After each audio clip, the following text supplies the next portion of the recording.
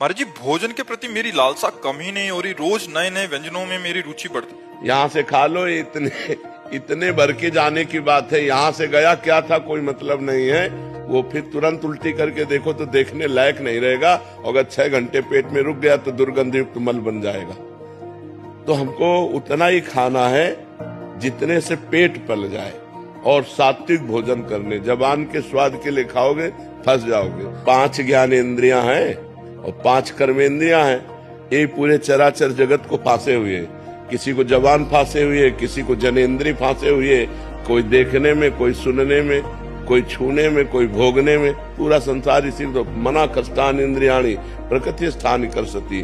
5 ज्ञानेंद्रियां और 1 मन प्रकृति में सदैव लगाए हुए जीव की दुर्गति करता है। बहुत दुष्ट है। खाते खाते जीवन, अरे इतना खाने लगते हैं कि मुर्गा, मुर्गी, बकरा, गाय, भैंसा सब खाने लगते हैं। नहीं, जबाने का तो स्वाद है।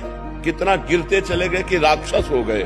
कुछ भी खा रहे हैं, कुछ भी चाट रहे हैं। जबान के स्वाद में, नाना प्रकार के इंद्रियों के विलास में पूरा जगत फंसा हुआ है। अगर भगत भी इसी में फंसा है तो किस बात का भगत है। 56 प्रकार के भोग ठाकुर जी को लगते हैं। एक से एक सुंदर स्वादिष्ट भोग ठाकुर जी को भोग लगाओ और उतना पाओ जितने से पेट पल जाए।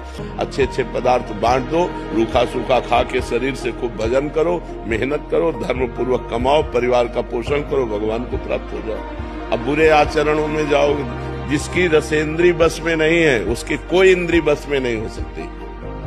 9 इंद्रियां उसके बस में हो जाएंगी। 1 इंद्री को बस में कर ले, केवल रसेंद्री को। मोटा होना स्वस्थ होना नहीं है। स्वस्थ होने का मतलब यथा योग्य वजन होना, यथा योग्य पेट होना, यथा योग्य आहार विहार होना। तो आपका उठना बैठना सब ठीक रहेगा। शरीर को ज्यादा मोटा करने से हमारी दिनचर्या में बाधा आती है, रोग बढ़ते हैं, प्रमाद स्थिति होती है, आलस्य बढ़ता है, भोग बुद्धि बढ़ती है। शरीर को उचित अन्न दो और चर्बी मत बढ़ने दो। थोड़ा व्यायाम करो, दौड़ भाग करो, जिससे शरीर स्वस्थ रहे। एक एक क्रिया करने में परेशान, वो कोई स्वस्थता है? स्वस्थता है कि स्वयं खड़े हो जाओ, स्वयं अपनी दिनचर्या करो।